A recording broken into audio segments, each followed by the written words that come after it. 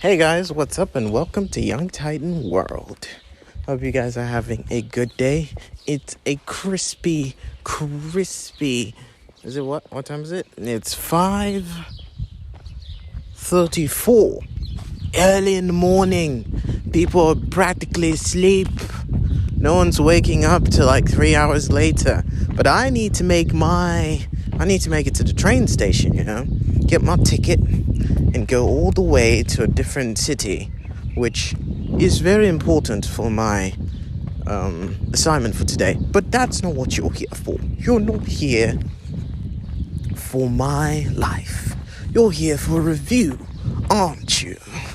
Yes, well, today we're going to be talking about iCarly, our favorite, beloved kids show that was on Nickelodeon before Dan Schneider made it really creepy for each and every one of us to tune in to his amazing shows.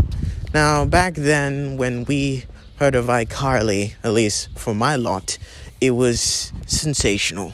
iCarly was just this fun-filled show that came with all these wacky fun stuff that everyone knew and loved. And, it was not the kind of show that your parents thought were demonic or, had subliminal messaging that had the devil's application papers for you to sign up and join his cult. No, it was the one that was light-hearted and filled with content that was made to people laugh and fill your heart with wholesomeness. And with the laughing track on the way, who would say it's a bad show?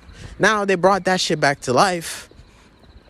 And, well, it's too soon to say what it really is, but one word that may fit the bill is cringe. Now, I'm not saying that the entire show is cringe. There are some redeeming qualities, some actors within the whole iCarly thing, or at least the new one, that are trying to keep it alive. In every show, we've got the very hardworking actors that try to at least bring some sort of light and amazingness into the shows that we watch. But yes, enough of the butterballing, okay? Let's just get down to the nitty-gritty of this elegant titty. Now, just so you know, the iCarly that I'm talking about is missing one key ingredient, and that is Jeanette McCurdy, who starred as Samantha Puckett. Now, without this person, it seems like there's a vacuum, and there are lots of things that are missing from this particular show. One is the childhood innocence, and the other is the humor. I'm not saying this to be rude. I'm trying as much as possible to say this. There were those times where I laughed. But when you have a comedy show that has a lot of laughing tracks, you would expect that every time that the laughing track comes on, you have a reason to laugh. Now, most of the time, yes, we're not supposed to laugh every time the laughing track does, but at least when I was doing that with Big Bang Theory, I at least smiled. But with this one, it made me cringe. It really did make me cringe most of the time. And it's like, with such complexities that exist in our modern world, it's almost so difficult for you to make humor without hurting anyone's feelings. So with that, I can understand. But it seems like the studio was trying so hard not to offend anyone that they actually took the humor out of it. So they made it very technical, and there are a lot of words that go flying around, and so much less humor, more of a political agenda to not piss anyone off or, get canceled, which honestly probably should have happened to them. That would have been a good thing. To probably made them realize that what they were doing wasn't exactly the best for everyone. But I guess for the most part, there are a lot of fans out there who wanted closure after what happened with iCarly, So I would say that I guess they were trying their best to do that. Offer some kind of enclosure. So yes, it starts off, with us realizing that everyone in the iCarly universe is desperate for love and attention. We got Spencer, who's painting nude in his apartment. iCarly has gotten her own place where she's with a black girl now. I don't know if she's supposed to be the equivalent of what Sam used to be, but it's definitely a change of pace for the entire cast, or for whatever they're dealing with. To be honest with you, I cannot remember. Well, maybe it's just a racist in me, but they never really had a lot of black characters. Oh my god, their principal was black. I am racist, aren't I? Oh dear, oh dear, oh my god. But it was amazing. It was amazing to see these faces again, although they seem old now, and although it's weird. I mean, it's iCarly, right? I mean, we got Freddie, who's got the baby man voice. It's like I just gotta say this. When they said that he had a stepdaughter, I freaked out, because the dude does not look like a dad. Not in the slightest. Not even in the acting, okay? So maybe that is what they were going for, okay? So it's just very confusing to process that piece of information, that our good old Freddie is a dad who's been through 2 divorces and is a failed businessman, apparently. Carly is struggling with relationships. Spencer ended up being this rich artist that has a lot of money, and now he can chase after girls in his spare time. Whoever came up with these scripts, I don't know. They might have hated iCarly in the past, so he decided to get back at them by these terrible casts. I kind of figured that even if they're not gonna like crown them and make them kings and queens of their shows, or they should at least make them have a simple lifestyle. Well, that being said, considering the fact that there are a lot of these apartments in the U.S. that are very expensive, the fact that they all get to live in those kind of apartments means that they're doing pretty well, even though, like, I don't know, 50% of them are unemployed, or should I say 30%?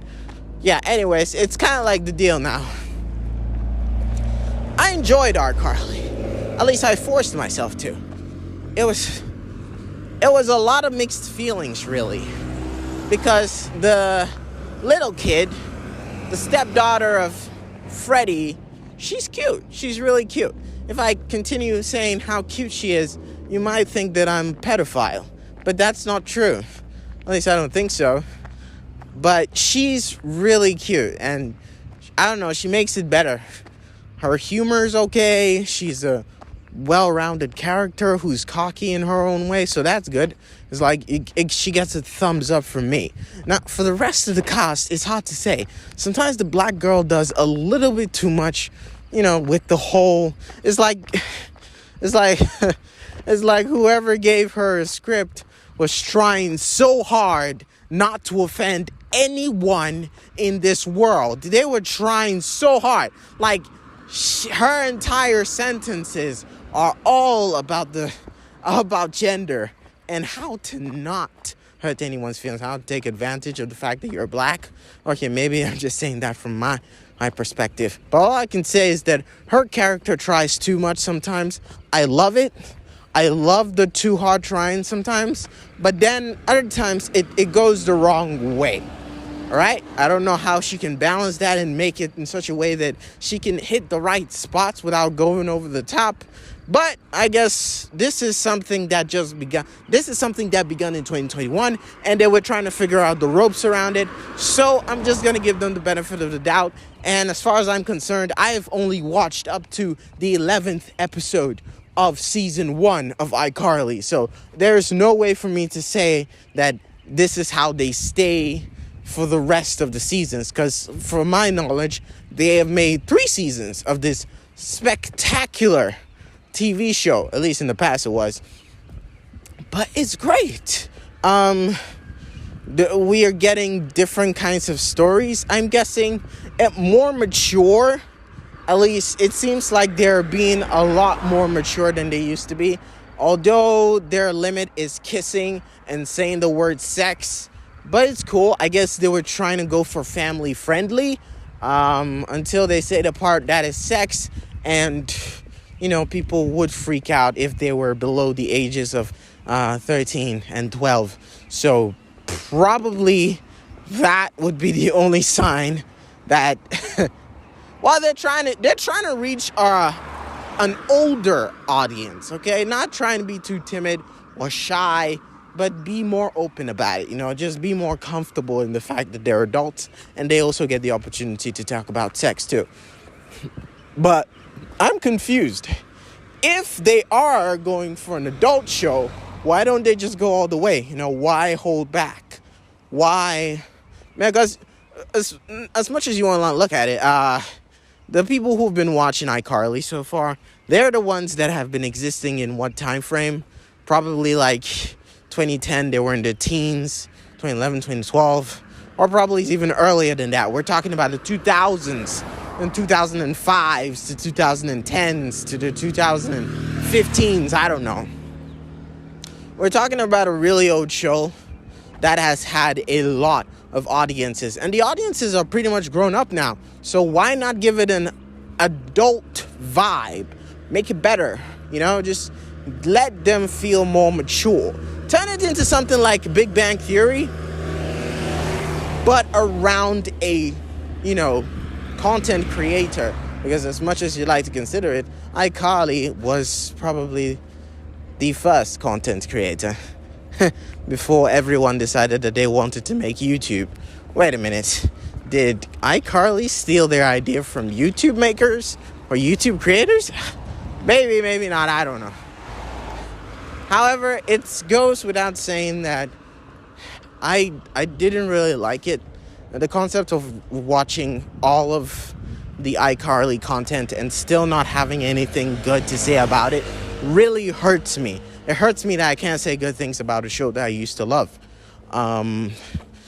Maybe there are some things that I'm missing, some things I'm not appreciating. I've always said this, that sometimes certain Easter eggs go over my head. So maybe that's what's happening, Maybe they've got some major Easter eggs going. But as far as my opinion about that TV show goes, it was terrible.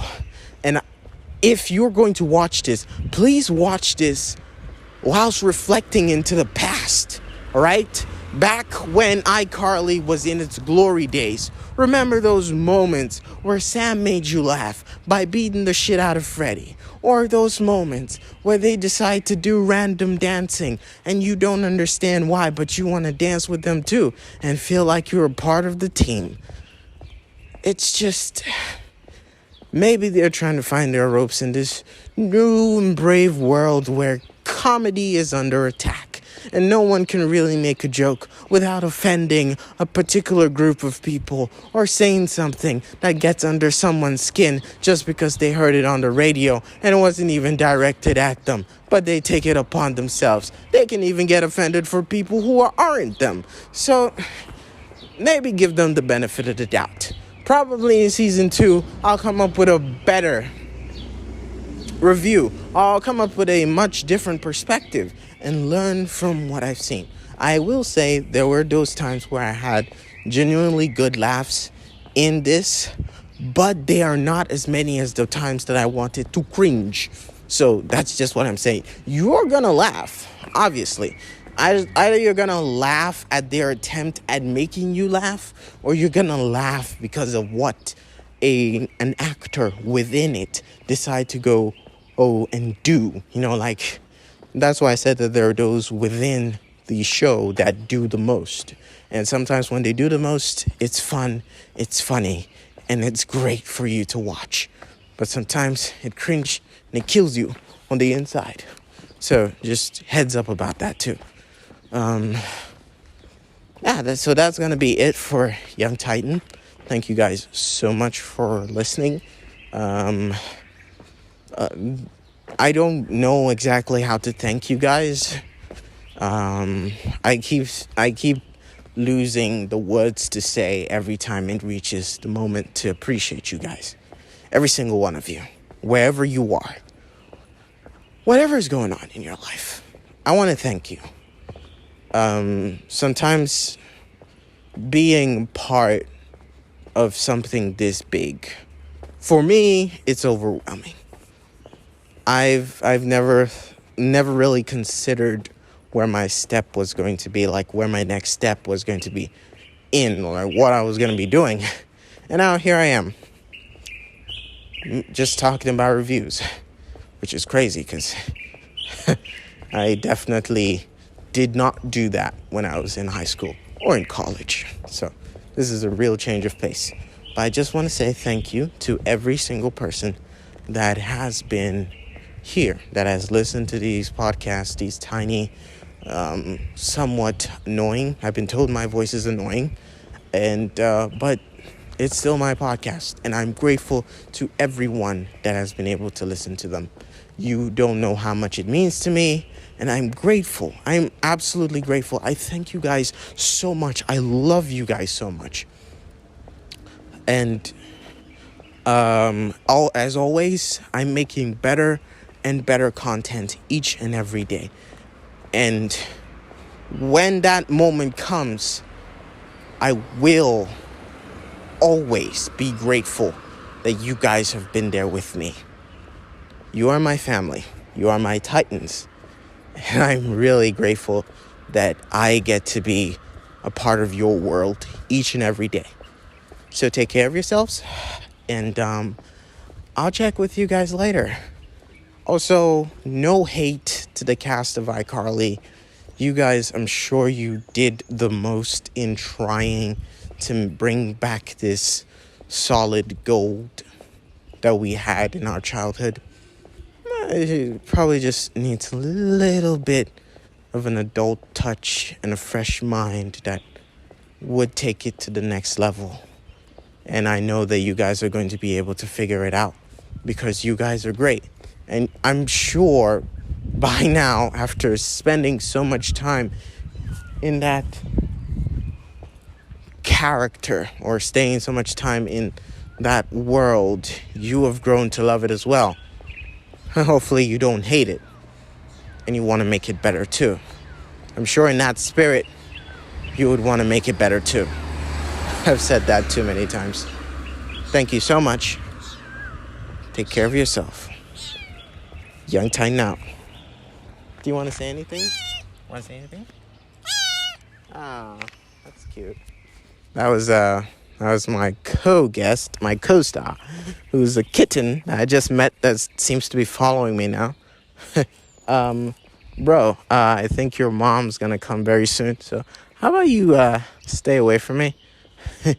Yeah, I really don't have the heart to take care of you. My heart would break if anything happened to you. I probably would turn into a terrorist if you got hurt. Please, go back. Go. No, stop that. I need to put on my headphones. No, don't make it seem like a scene and, like, I don't know. No, stop chasing me. Stop.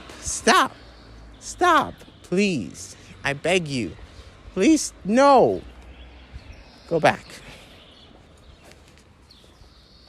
That was the cutest thing. It was the cutest meows, too. Damn.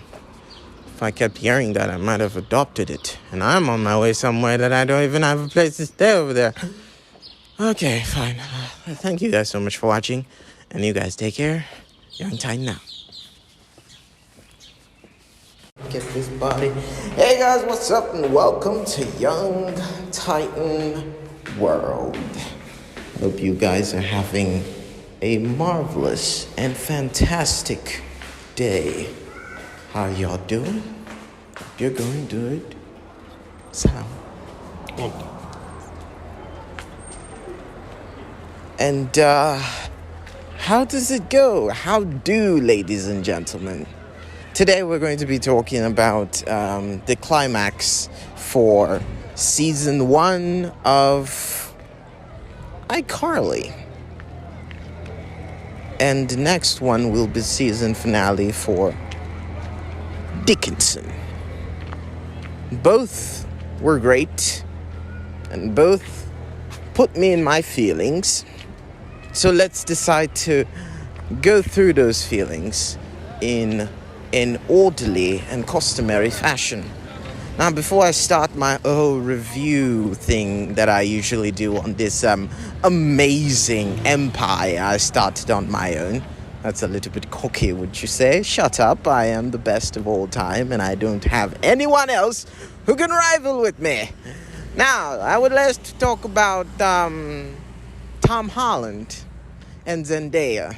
Now, Zendaya, I was betrothed to marry her, but upon consideration and deliberation of the highest consultation, I've chosen to let her go for very, very complicated reasons. And also the fact that, Tom Holland is basically making her happy. I mean, she looks so good with him. Maybe, I hope it's not just an aesthetics thing. I hope they really do hit it off and have some amazing time together. It's just they look so happy. I know I'm going to provide happiness, but if that is what she's settling for, why try and ruin everything? Chances are, if things crash and burn, I will be the lifeline to the deadline, so there's no need to rush things.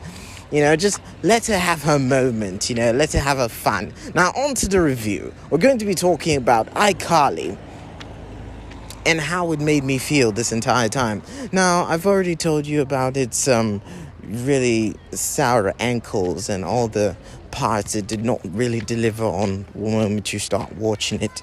But ideally, it's just like every comedy series. It's just like every sitcom that comes to your TV. It's something that you'd probably have to take with a grain of salt or something.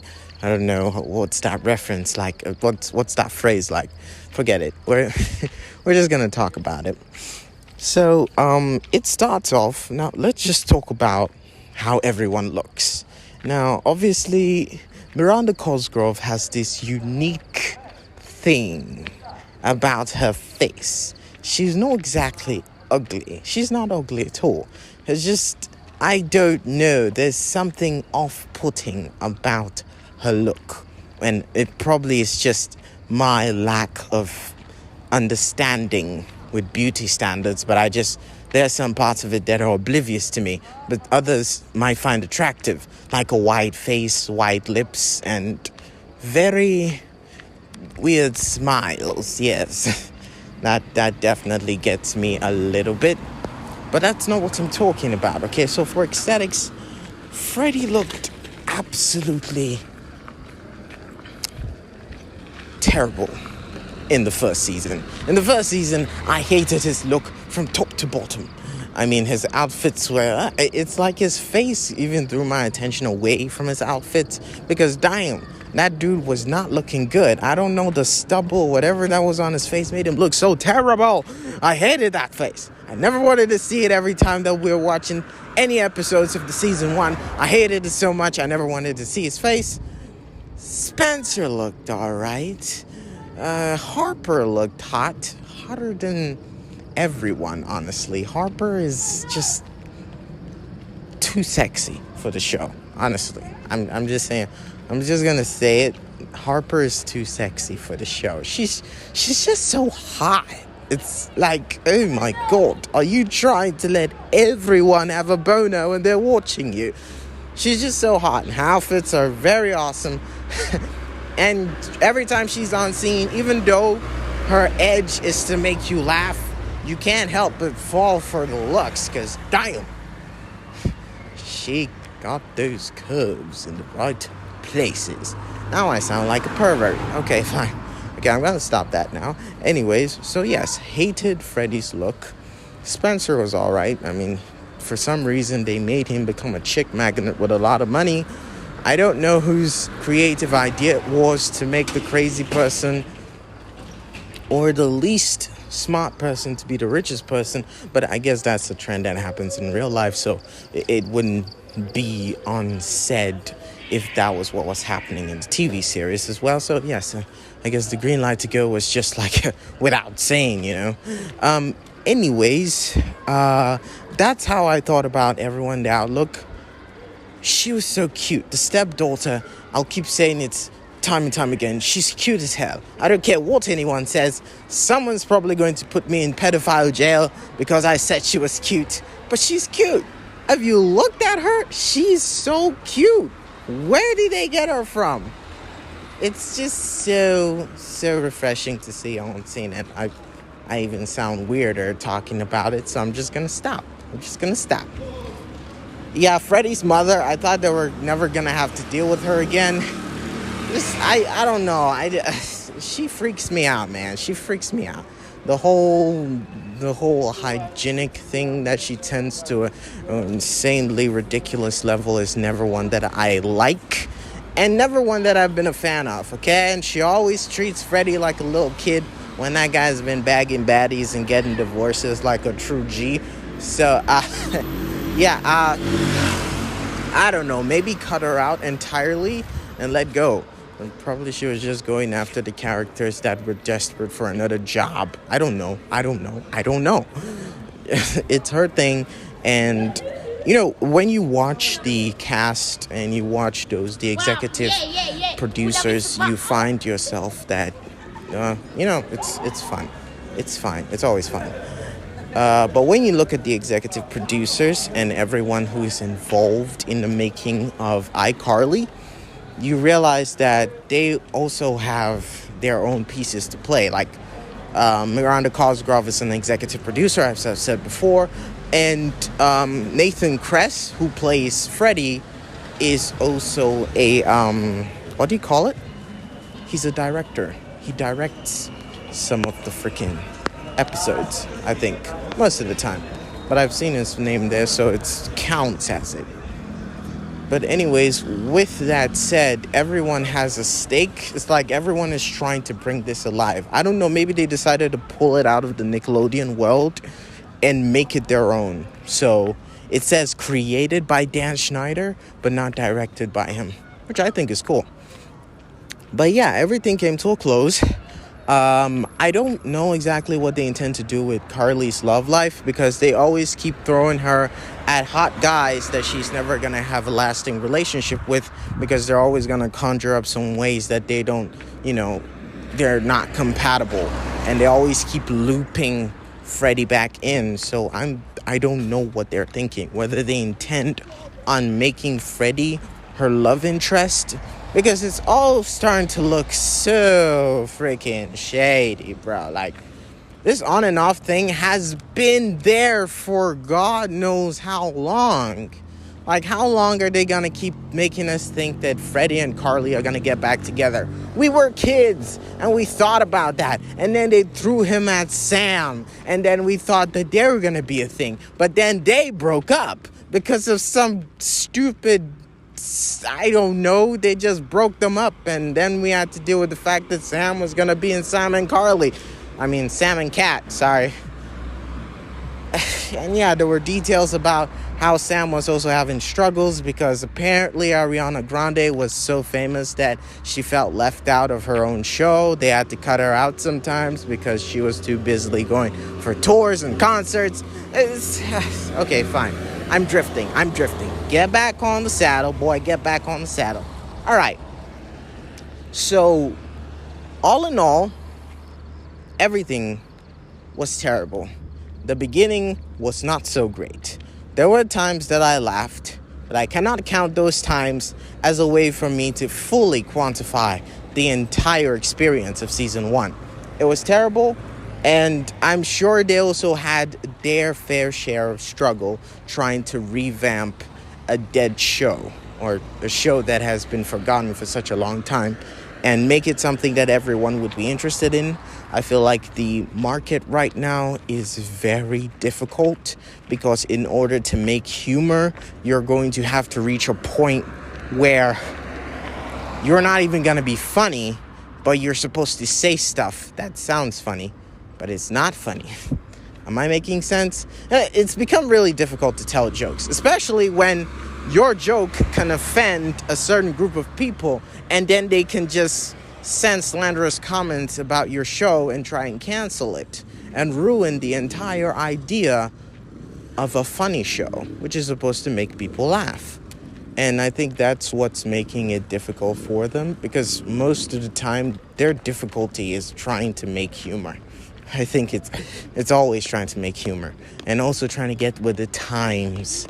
It's like you can see the struggle to let their audiences be new and not have it only as those who were from the past. They're trying to make new followers of iCarly, but it's difficult because you can't appeal to the humor of today, because the humor of today probably doesn't exist, and it's so dead, and it's so dead inside. It kills me when I'm talking about it, and I don't even have anything to say. I wish I'd just end this episode right now. But yeah, so when it also came to the humor, it was really dry.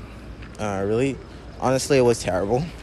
There are those peak moments where they try to salvage from a dead situation and make us laugh. But those moments don't really count as the entire experience, which is why I cannot sell you off going to watch it when it only has those moments, like it only has those few moments where you feel happy that you're watching it. And I don't want that to be the case for anyone who has to go and watch it under my guide. It's like, go watch it. It's absolutely amazing. You step into the fucking theater, or not theater, you just download it on your freaking laptop. And then you start watching. It's like, that motherfucker lied. You bitch ass liar. I ain't never listened to your review again. It's like, oh no, another person lost from Texas. Yep, that was also probably another racist joke that came out of my rotten mouth. And I said it again. Oh, what a life. Anyways, iCarly's got a really nice bump to it. It's not that bad. I feel as if their heart's in the right place. It's just that their mind is overthinking how to do the humor, which is why it's kind of, I'm not an expert at creating humor, by the way. Okay, I'm no Kevin Hart. Okay, my expertise lie in multiple angles and different things. So I would not claim myself to be better than those who are trying so hard to make iCarly what it is. And but I would have to give them a B for effort. The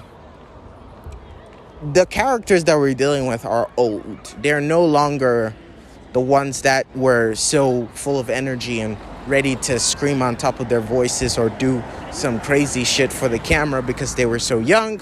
But now they're old. You know, it's not everyone that's gonna jump into the stunt wagon and do whatever crazy stunt is required or throw themselves on the ground for any crazy reason. They've got to be more deliberate, and they've got to be more intent in making humor that you can laugh at without just seeing them in pain. So I think it's a real struggle for them too. So I think I respect them for their hustle too. I respect them for their hustle. Now, with everything that has gone on, I really thought that they would try and fixate. Let's just be real about it. Every time that they talk about the iCarly show, we realize that there are these unrealistic levels to which they're taking it to. When we saw the live shows and how everyone was just flocking to go back and watch it. Maybe I've not experienced that yet. So I'm yet to see what that feels like when hundreds and thousands of people are just flocking to see your live show and not leave. That is peak. And I will be, exposed to that sometime. But what am I getting at?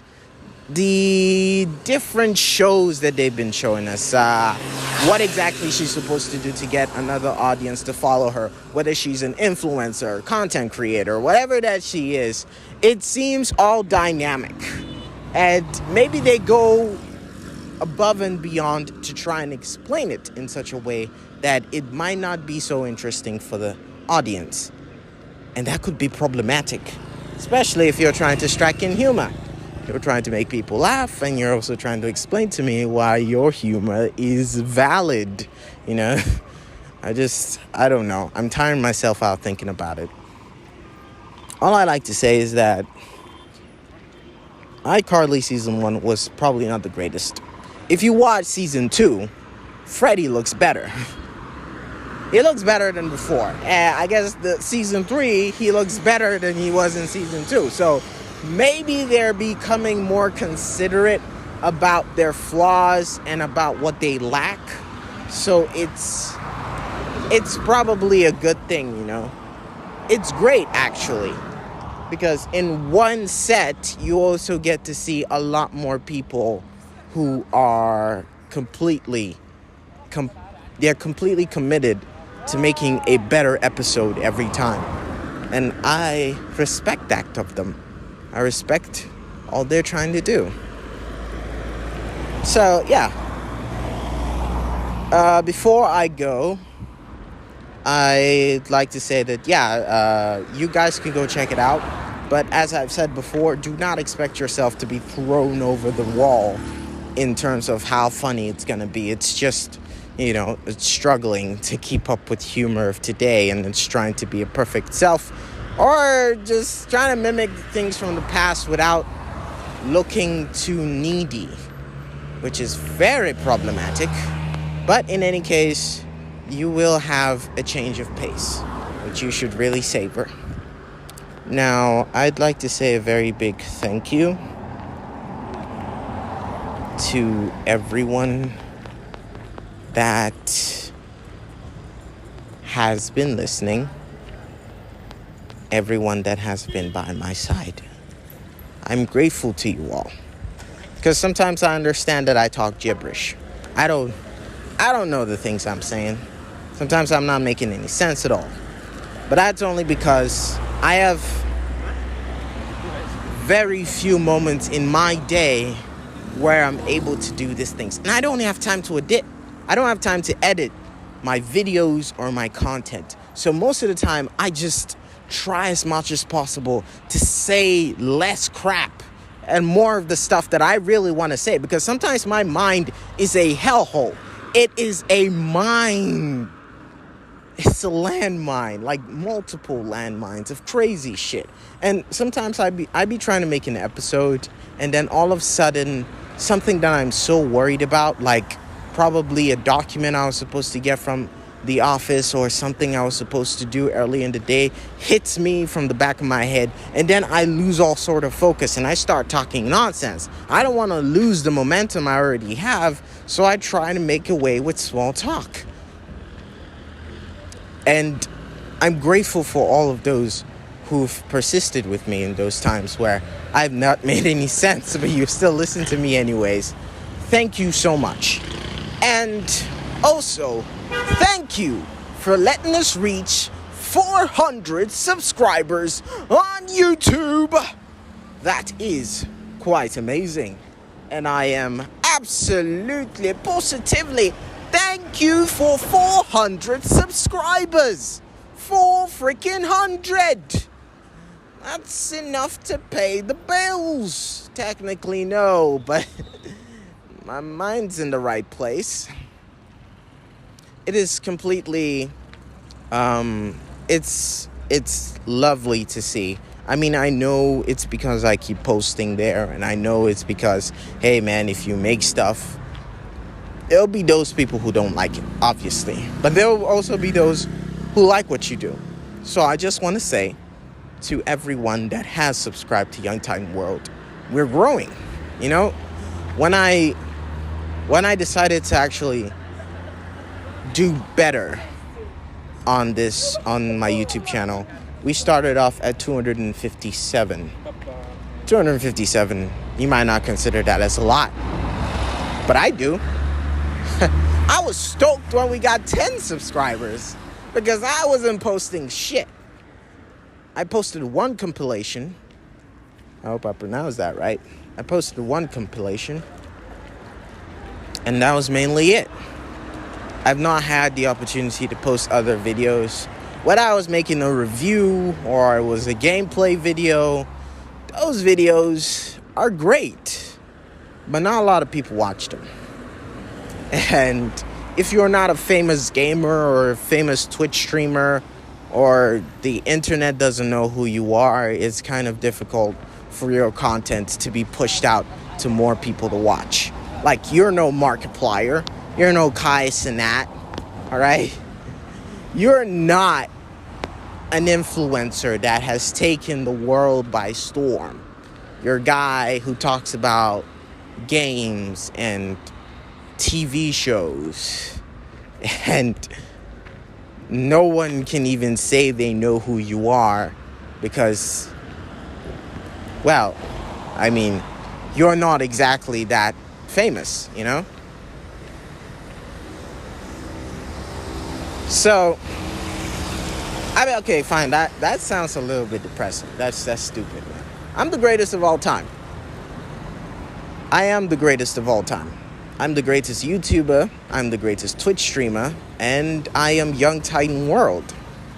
And so I'd like to say thank you to everyone that has subscribed to my channel and everyone of this family that has grown with me through these times. Thank you so much. And as we grow, I just want you to know that you are the reason why I do this. It sounds corny, I know. But at first I was trying to find a reason to do the things that I did. Whether I was going to make the reviews, whether I was going to make the gameplay. I thought I was going to do it because I found it fun. But then I realized there's so much fucked up shit going on in this world. There's so many things that could get you depressed. You know, like if every single thing was supposed to bother you, it would not be good for your day. So if I can do something stupid enough to make someone's day a little better, it probably beats talking about the dumb shit that's causing people so much grief in this world. I mean, sometimes I don't know how to make my day better, but I know a surefire way to make your day better, so why don't we go for the easy one, right? Thank you guys so much for all that you've done. I really do appreciate you. You have no idea how much this family means to me. And through every adversity that I have faced in terms of content creation, I just want you guys to know that it's all worth it. Every single moment, every single backlash, every single insult, every single comment that would get me in a rut, it's all worth it. Because then I get to see you guys happy. I mean, technically I can't see you. Oh, désolé. I get to see you guys happy. Or, you know, I assume you guys are happy. But thank you so much. Thank you so much. And yeah, just so you know, as time goes on, my content would be less cringe. And then you would start... It's gonna just... The cringe is going to keep dropping and dropping to the moment where it doesn't exist anymore. So savor the cringe ones, okay? It's gonna reach the time where you're gonna actually be contemplating the shit that I say. I'm like, oh my gosh, all the cringe is gone. It's only facts. And the fact is, I'm the greatest of all time. So thank you so much for watching. I'll keep thanking you till the sun burns out of the fucking sky. Until the next one, take care. Young Titan out.